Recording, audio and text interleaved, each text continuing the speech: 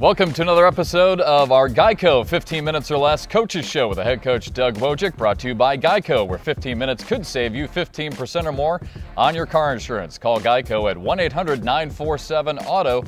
That's 1-800-947-AUTO, or you can visit geico.com. We welcome you inside TD Arena alongside the head coach Doug Wojcik. I'm Jeff McCarriger. Thanks for tuning in once again this week. Again, it's our GEICO 15 Minutes or Less podcast. We'll try to get to everything here in less than 15 minutes. It's going to be tough to do. We got a lot to talk about.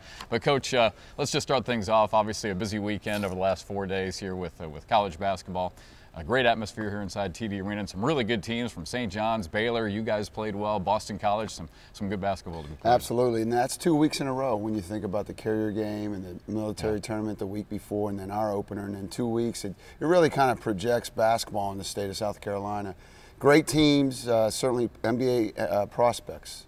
There were a ton of NBA scouts here, and Baylor's a really good team, and I was a little surprised Colorado won it, but it's just good basketball all the way around. Yeah, Colorado ends up being the champion. They beat a tough Murray State squad. That's another good team. Isaiah Cannon, there's some big-time players. Well, it's funny. Isaiah Cannon's one of the top point guards in the country. Isaiah Austin from Baylor is one of the top NBA prospects. The kid Corey Jefferson from Baylor, he reminds me of Horace Grant. Andre Roberson from Colorado is an NBA prospect.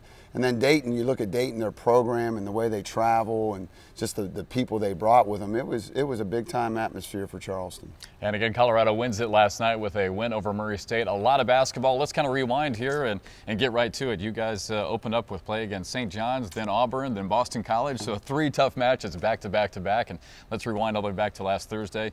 You faced a tough St. John's squad. What a tough team. It's almost like they have 5 forwards on the court. Last Thursday, it seems like it was like 2 weeks ago, Jeff. I'm telling you, we ate and slept here in the arena for about 5 days, but it was a great game, obviously, for Coach Kress and our fan base, and to have St. John's here. You know, we just didn't hit enough shots. Thought we guarded well, and they give them a lot of credit. They've got a lot of individual good athletes, good players.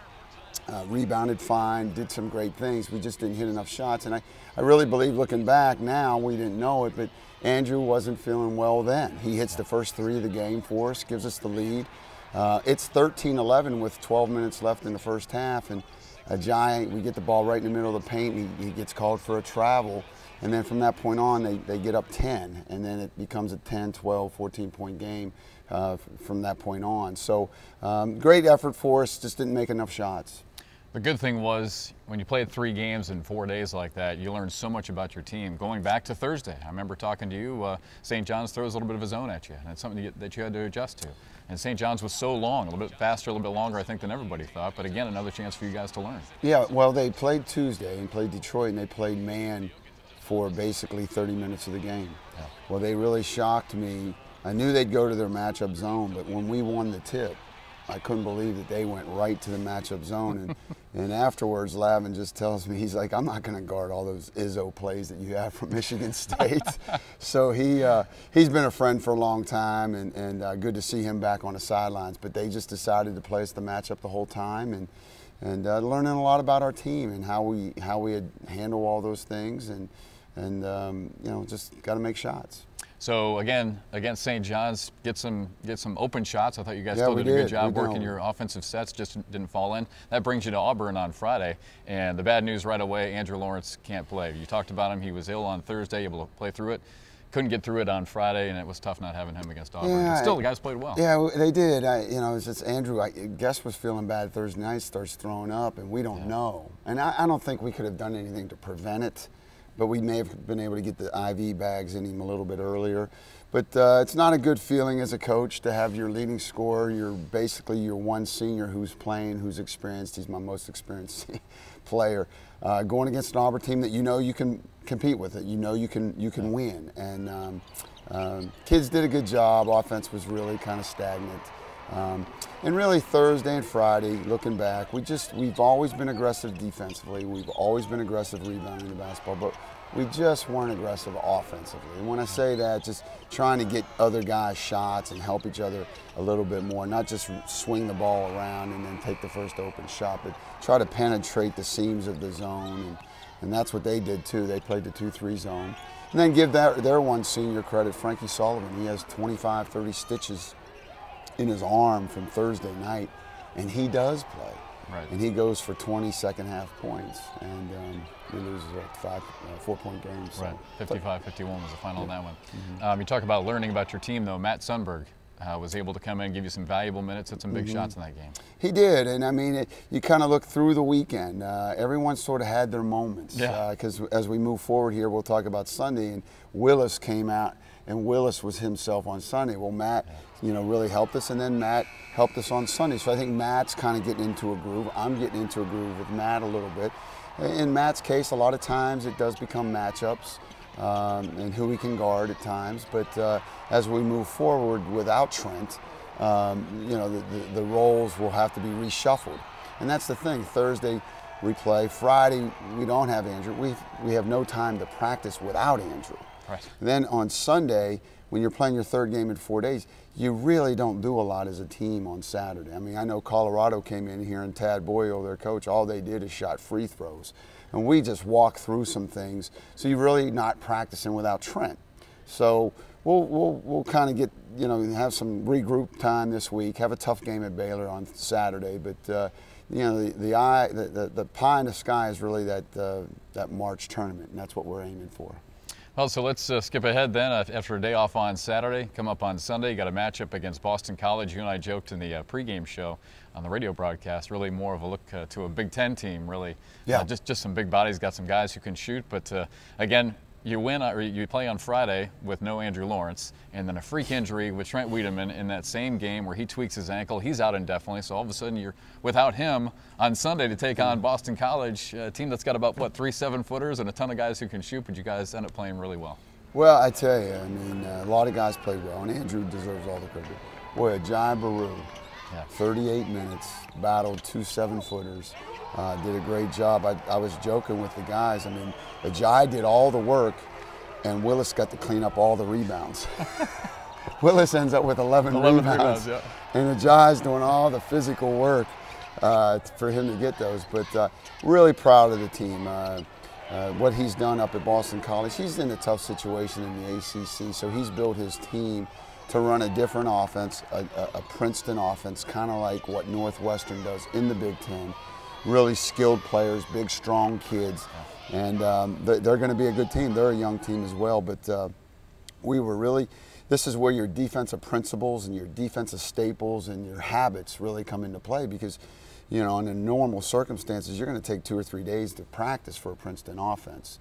And we didn't really have any time, but our guys really listened and paid attention, and they shot some threes great in the first half.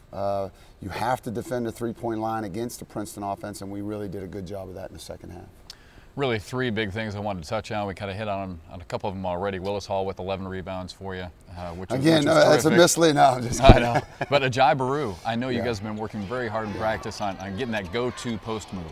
Finally, I think we're starting to see it, Coach. It seemed like he had some good moves down low. And then Anthony Stitt with perhaps the shot of the game when they're going zone against you again late in the game, hits that 3 over the zone. It was terrific. Yeah, he did, and Andrew obviously. But, it's funny that Anthony – just trying to find his groove because I don't know if you noticed this, but we switched those guys. We made a couple adjustments. We put Andrew at the point on Sunday against Boston College, and Anthony Stitt played the wing, and that had been reversed. And then one thing, the other adjustment we were going to be making is certainly to put Ajay on the baseline versus in the high post. And I think that helped Ajay's, especially with Trent out.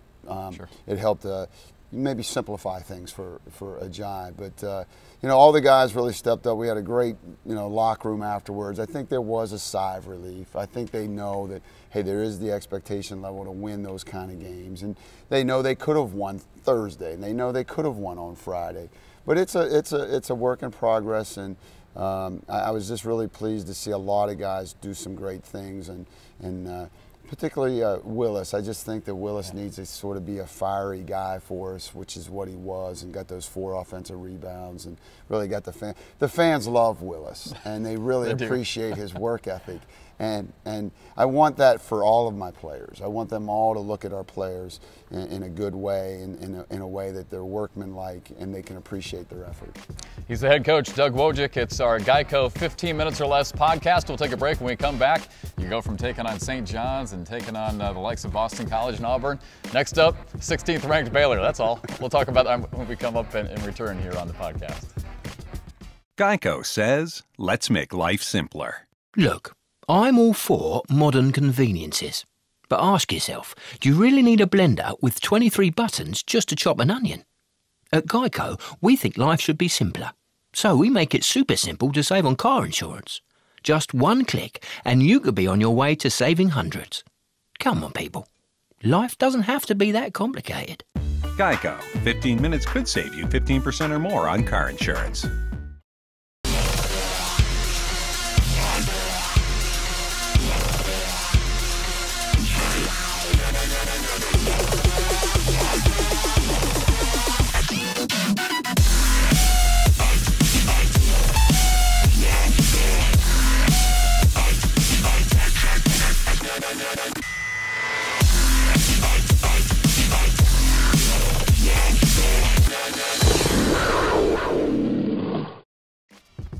And welcome back to our GEICO 15 Minutes or Less podcast with the head coach, Doug Wojcik. Thanks for tuning in this week. I'm Jeff McCarriger. Coach, before we move on to Baylor, wanted to mention Theo Johnson. I mean, there are a couple guys who the fans here in Charleston are not familiar with. Anthony Thomas is one. He's played extremely well. Yep. Theo Johnson, just a true freshman out of Sacramento. He's been terrific for you. He really has, and those two guys add a lot of length to our team. And if you look at Sunday, well, throughout the weekend, I thought Theo was consistent throughout the weekend. He leads our team in block shots.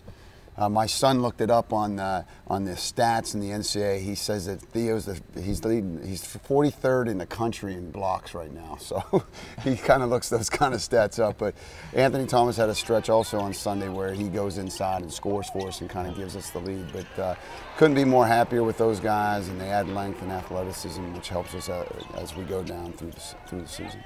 As we wrap things up again, now your sights are set on Baylor, on the road down in Texas, and we got a chance to see them a lot here over the last 4 days here in the Charleston Classic. 4 guys in double figures, a very talented team, obviously. Yeah, very talented. You hear a lot about Isaiah Austin. He's going to be an NBA top 5 pick, 7 foot, thin. But the kid Corey Jefferson, like I said, he's a man. He's their power forward, I guess, or center. Point guard Pierre Jackson's one of the top 10 point guards in the country, and then the kid Brady Heslip, who scored 29 last night, just shoots the heck out of it. He's a transfer from Boston College. We're gonna have our hands full, but you know, first time to go on the road, good time to go on the road. We'll have Thanksgiving meal at my house as a team on Thursday, get up on Friday and head on down to Texas, and I think it's good. I think it's good that we need to get on the road. I mean, sometimes the 3 games here in the tournament were nice, but our kids still went to class last Thursday and Friday. The other teams are laying around in the hotel. There are distractions when you play at home at times. So, hey, we'll focus. It'll help us bond a little bit and get ready for what's to come in the future. Coach, just 1 minute left. If you can, just give us over the last 4 days. We knew you'd learn a lot about the team. What's the biggest thing that you guys have learned adjusting to each other over the last 4 days? I like having Andrew Lawrence in the lineup.